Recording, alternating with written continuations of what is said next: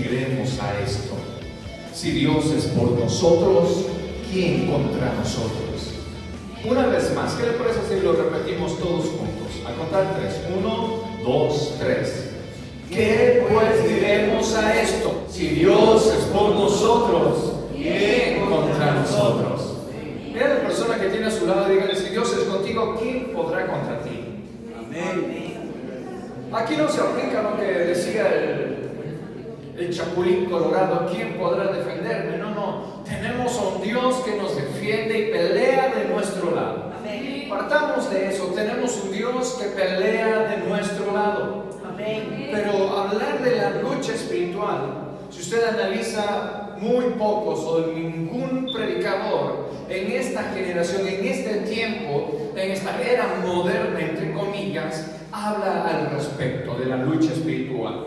Y muchos predicadores, pastores, maestros y ancianos, hasta algunos apóstoles, es un tema que tratan de obviarlo, pero obviar este tema de la lucha espiritual es similar a la acción que hace la avestruz. ¿Usted sabía que la avestruz, cuando está rodeada de sus enemigos, la avestruz clava su cabeza en tierra? Es apenas el 5% de su masa corporal esconde la avestruz en tierra. Y la avestruz esconde su cabeza en tierra y así piensa, dicen los biólogos, que la avestruz, porque no ve a su depredador, el depredador tampoco la va a ver. Y obviamente, pues, ¿qué le va a pasar a la avestruz? Se la comen. Y así también actúan muchos cristianos que no quieren hablar de la lucha espiritual. Quieren taparse los ojos, quieren cerrar los oídos y obviar el tema. Y dicen: si tú no te metes con el diablo no se va a meter contigo. Por favor, hay algo que reconocerle al diablo, y es que es muy buen diablo. Él es muy buen diablo, él no anda con rodeos. Él ataca a traición. Él no está diciendo: mira, tú estás listo, mira, te voy a atacar, hey, ponte pilas, te voy a atacar. No, el Satanás siempre va a buscar atacarnos a traición, a la espalda. Por eso es muy importante, escuche bien, que el cristiano, que el creyente sea un guerrero espiritual. Si usted no es un guerrero espiritual, le van a volar la cabeza. Si usted no es un guerrero espiritual, no estará preparado y listo para cuando el enemigo se lance en contra suya. Y se va a sentir derrotado, amilanado y ensoberbecido, porque dirá: ¿dónde estabas, Dios, que tú no me ayudabas? ¿Dónde estabas, Dios, que tú no me protegías? Pero ¿qué dice Romanos capítulo 8, versículo 31? Si Dios es por nosotros, ¿quién contra nosotros? Alto ahí. Usted, pastor, se está contradiciendo, porque dice una cosa como dice otra. Está como el presidente. Como digo una cosa, digo otra. No, lo que quiero es que entienda: Dios está por nosotros cuando usted lo clama y cuando usted lo busca. Cuando usted está atento al ámbito espiritual. Pero si usted no está atento al ámbito espiritual, Dios está esperando que usted lo llame. Pero si usted no lo llama, si usted no lo busca, si usted no se llena y si usted no se refugia en la presencia de Dios, Dios no podrá obrar por más amor que Él tenga hacia su vida. ¿Me estoy haciendo entender? Espero que sí. Voy a explicarme un poquito más. No es que Dios no nos proteja, por eso algunos a veces son golpeados o atacados por el enemigo. No. Lo que pasa es que el creyente no se está refugiando en la sombra del Omnipotente. Diré yo a Jehová: esperanza mía y castillo mío, mi Dios, mi libertador. El que habita al abrigo de la sombra del Altísimo morará bajo la sombra del Omnipotente. Esto únalo a Romanos 8:31. Si Dios es por nosotros, ¿cuándo es Dios por nosotros? Cuando el creyente habita bajo la sombra del Altísimo. Ahora creo que ya me hice entender, ¿verdad? Mire lo que dice Éxodo capítulo 17, versículos 8 al 16. Aquí tenemos una historia cuando los amalecitas atacaron al pueblo de Israel. Y no salieron con bandera de guerra, ni les mandaron embajadores diciéndoles: hey, miren, les vamos a atacar. No, los atacaron a traición, los atacaron por la retaguardia. Éxodo capítulo 17, versículos 8 al 16. Dice así la palabra del Señor. Entonces vino Amalek y peleó contra Israel en Refidim. Y dijo Moisés a Josué: escoge los varones y sal a pelear contra Amalek. ¿Qué tenían que salir a hacer los varones de Israel? Pelear. Diga conmigo, pelear. Pelear. Mira a la persona que tiene a su lado y dígale: tienes que pelear. Sigue la lectura. Mañana yo estaré sobre la cumbre del collado y la vara de Dios en mi mano. E hizo Josué como le dijo Moisés, peleando contra Amalek. Y Moisés y Aarón y Hur subieron a la cumbre del collado. Y sucedía, mire, que cuando alzaba Moisés su mano, Israel prevalecía, ganaba. Mas cuando él se cansaba y bajaba sus manos, prevalecía Amalek. Y las manos de Moisés se cansaban, por lo que tomaron una piedra y la pusieron debajo de él. Y se sentó sobre ella, y Aarón y Hur sostenían sus manos, al uno de un lado y el otro de otro lado. ¿Se puede imaginar aquella escena?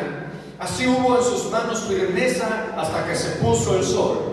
Y Josué deshizo a Amalek y a su pueblo a filo de espada. Y Jehová dijo a Moisés: escribe esto para memoria en un libro, y di a Josué que raeré de todo la memoria de Amalek debajo del cielo. Y Moisés edificó un altar y llamó su nombre Jehová Nisi. Jehová es mi estandarte. Y dijo: por cuanto la mano de Amalek se levantó contra el trono de Jehová, Jehová tendrá guerra con Amalek de generación en generación. Amalek es el prototipo del Satanás. Ay, pastor, no, si no lo llame. No, así usted no lo llame, él está. Él está libre ahorita en la faz de la tierra. Luego vendrá el tiempo de su juicio. Recuerde cuando Jesús estaba en el ayuno de 40 días y 40 noches en el desierto. ¿Recuerdan? Y se le presentó al Satanás y en una de las tentaciones le mostró todos los reinos de la tierra. Y le dijo: mira, si tú postrado me adorares, le dijo a Jesús, si tú postrado me adorares, le dijo el Satanás, yo te entregaré todos estos reinos porque míos son. Lo curioso aquí es que Jesús no le dijo: mentiroso, diablo mentiroso. No, porque el Satanás dijo: porque me han sido entregados. Aquí está diciendo en el libro de Éxodo capítulo 17 versículo 16 que hay guerra entre Amalek y Dios. Y Amalek ya no existe. Literalmente este pueblo físico no existe. ¿A qué hacía referencia entonces el Espíritu de Dios hablando aquí a Moisés? Hacía referencia al espíritu del enemigo de Satanás, el diablo. Usted tiene un enemigo y no es su esposo, su esposa, ni su vecino, ni su vecina, ni la amante o su marido, ni nadie. Su enemigo se llama Satanás y pare de contar. Amén. Usted no tiene lucha contra sangre ni carne, sino que su lucha es espiritual. Su enemigo no es carnal, sino que su enemigo es el Satanás, el diablo. Partamos de eso. Partamos entendiendo eso, que tenemos una lucha espiritual contra el Satanás y sus demonios. Pero la iglesia tiene que despertarse y reconocer que tiene una batalla todavía por delante. No es que con la sangre de Cristo Jesús, con el sacrificio, nosotros ya somos vencedores y punto, sin haber peleado. No, el vencedor, dijo Jesús, el ganador tuvo que haber competido para recibir la corona. Es decir, en otras palabras, el creyente para ser vencedor, el creyente para tener victoria tiene que meterse en la batalla. Porque si no se mete en la batalla, no hay victoria. No hay victoria si no hay batalla. Anótelo, no hay victoria si no hay batalla. Si usted no quiere meterse en la batalla, no va a experimentar la victoria de Dios. Si usted no se mete en la batalla, si usted no hace guerra espiritual, usted no va a experimentar la victoria de Dios. Pastor, ¿y cómo hago guerra espiritual? Pues venga la próxima semana. Vamos a seguir con el mensaje la próxima semana. Y hasta aquí, estamos en introducción. Pero antes de continuar hablando sobre la guerra espiritual, es muy importante que aprendamos cuál es el ABC del cristiano.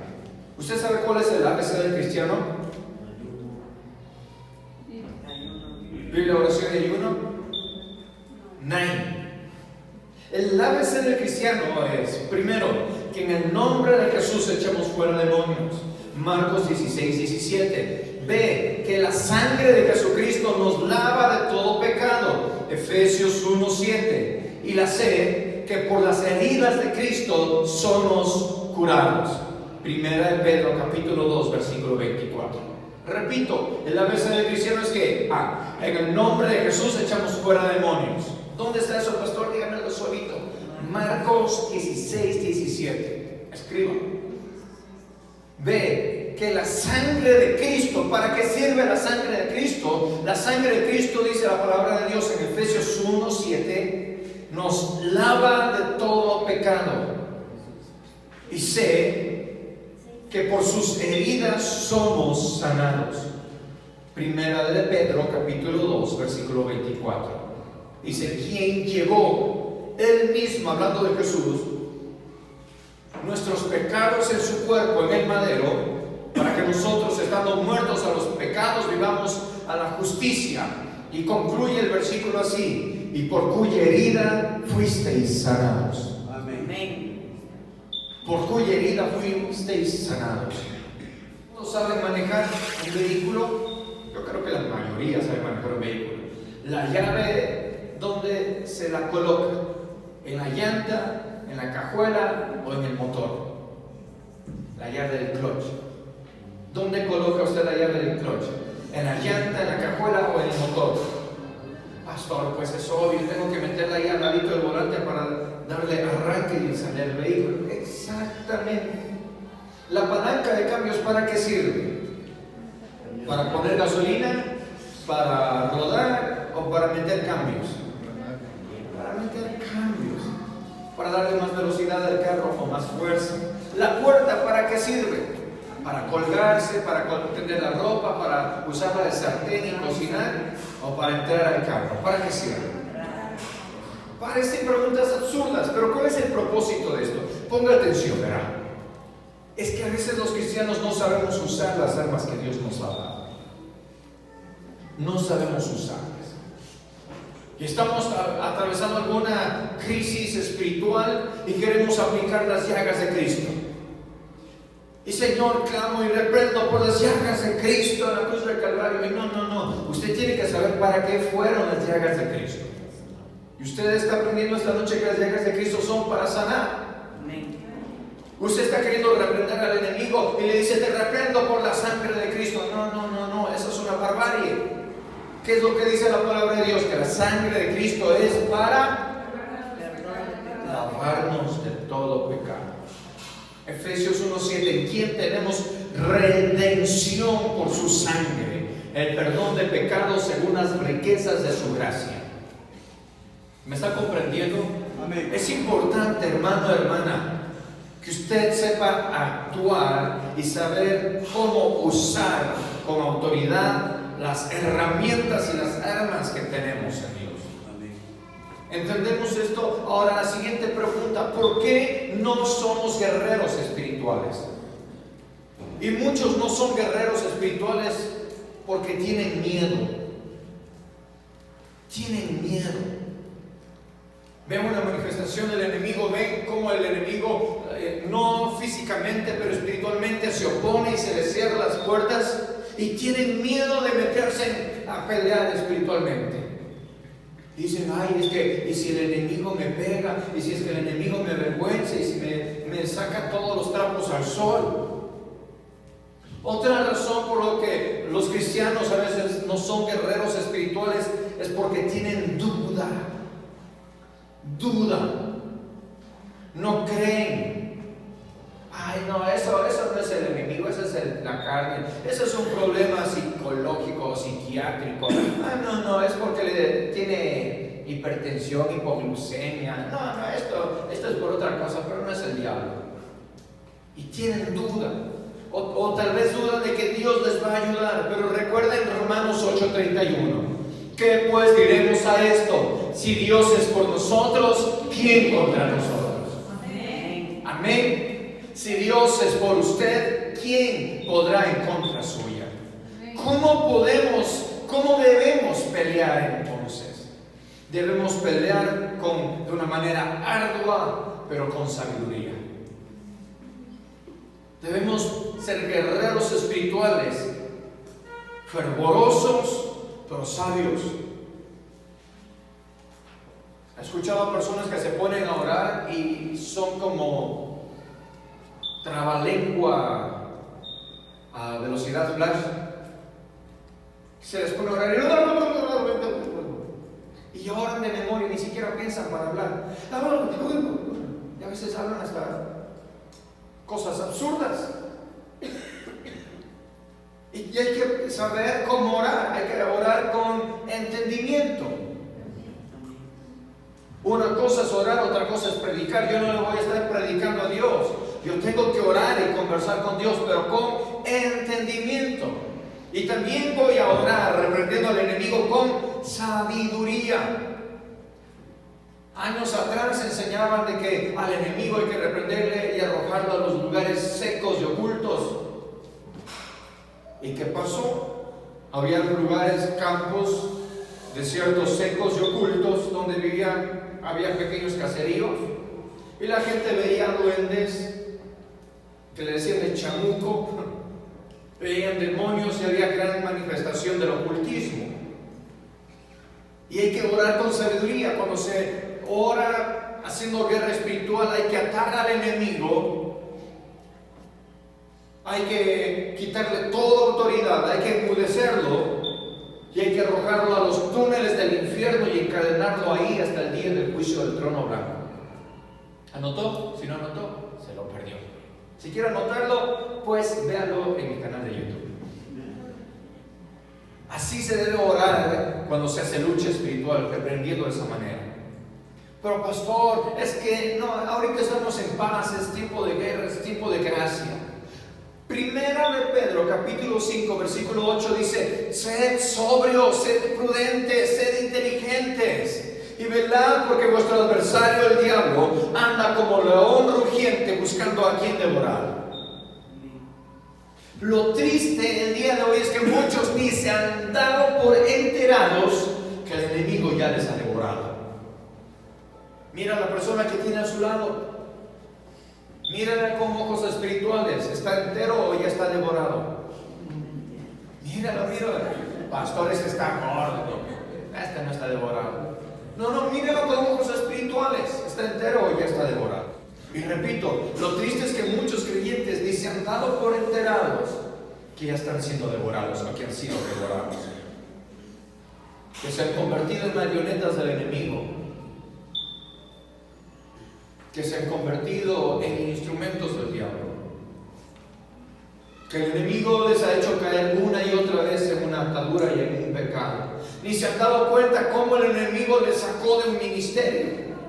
Ni se han dado cuenta cómo el enemigo se metió dentro de su hogar y está destruyendo su familia o está destruyendo sus hijos. Ni se han dado por enterados. ¿Por qué? ¿Por qué ha pasado esto? ¿Por qué pasa que muchos hogares en el cuerpo de Cristo están divorciándose? Es porque no hay guerreros espirituales. La iglesia quiere un evangelio light, un evangelio muy a la moda, muy modernizado, muy humanista. Pero no, el enemigo es un león rugiente que anda buscando a quien devorar.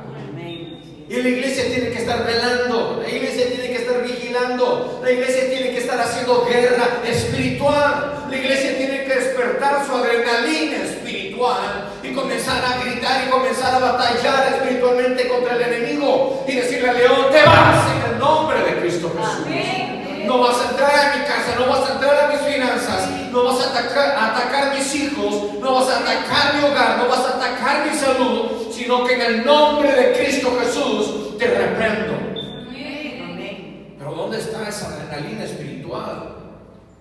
¿Dónde está ese coraje, esta euforia espiritual? Hay una lucha espiritual, pero se desarrolla en dos ámbitos: el espiritual invisible, pero también en el físico. Hay dos áreas de la lucha espiritual, y no solamente en el lugar invisible, sino también en el aspecto físico hay esa lucha. En primer lugar, el lugar espiritual es el más prominente, es el más importante, porque en las regiones celestes, vaya el libro de Efesios capítulo 6, versículo 10 en adelante, en las regiones celestes, en los aires, ponga atención, ahí en las regiones celestes es donde se están moviendo los gobernantes, las autoridades espirituales de maldad. Y desde ahí se patrocinan los robos, los homicidios, las guerras, los suicidios, las difamaciones, donde se promueve la homosexualidad, aquellas cosas pecaminosas y sucias. Usted no las ve con sus ojos físicos, pero si usted está lleno del Espíritu y comienza a clamarle a Dios, Dios va a abrir sus ojos espirituales. Está un demonio operando sobre esta nación. ¿Sabía usted? Y la iglesia no está peleando.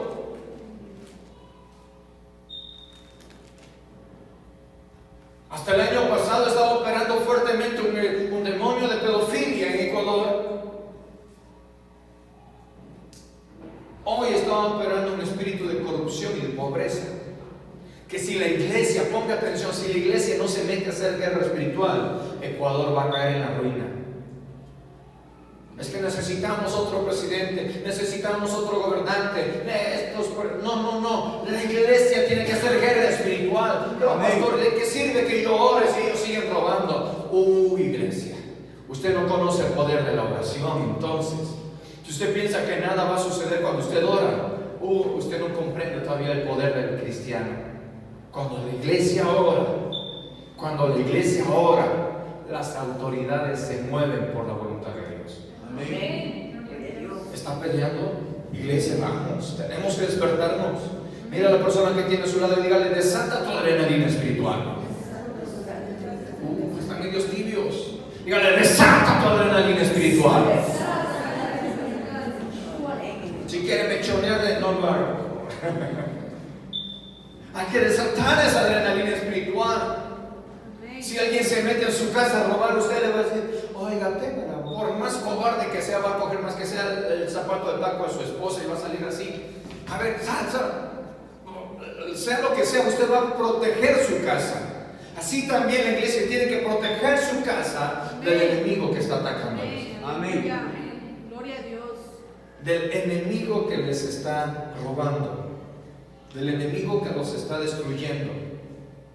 ¿Dónde están aquellas personas que quieren pararse en la brecha y hacer vallado? Dice el Espíritu de Dios. ¿Dónde están los que se quieren parar en la brecha y hacer vallado delante de mí? Dice el Señor. ¿Dónde está la iglesia que quiere pararse en la brecha y hacer vallado para favor de su familia? ¿Dónde está la iglesia que quiere hacer vallado, pararse en la brecha y pelear a favor de sus hijos? ¿Dónde está la iglesia que quiere pararse en la brecha y hacer vallado a favor de la economía de esta nación? ¿Dónde están estos hombres y esas mujeres valientes? ¿Dónde están esos hombres y mujeres aguerridos que no le tienen temor al diablo y que saben claramente lo que dice Romanos 8:31? Que si Dios es contigo, ¿quién podrá contra ti? Se levantarán 1000 y 10,000 más a ti, no llegará